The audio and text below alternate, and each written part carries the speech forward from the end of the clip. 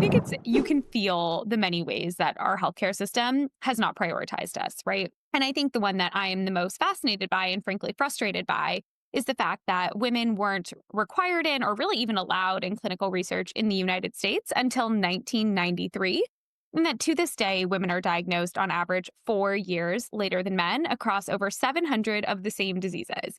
And that is incredibly frustrating because obviously, when we go to the doctor, what we want is the ability to get the right diagnosis, get a treatment that works, and go back to work, right? But unfortunately, we're met with a healthcare system that doesn't really understand what health and disease looks like when the person that we're talking about has a female body, right? If you think about it historically, we essentially studied middle-aged, mid-sized white men.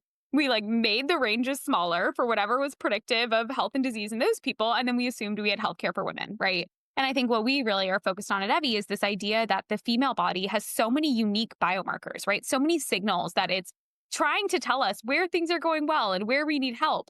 But we're just not measuring or tracking any of those signals because we don't realize that they're predictive of health and disease because we never studied women. And so I think as someone with a background in data science and machine learning, I'm really frustrated by the lack of data and then how that manifests in the experiences that we have at the doctor's office where we can't get the right diagnosis and treatment because we never study women.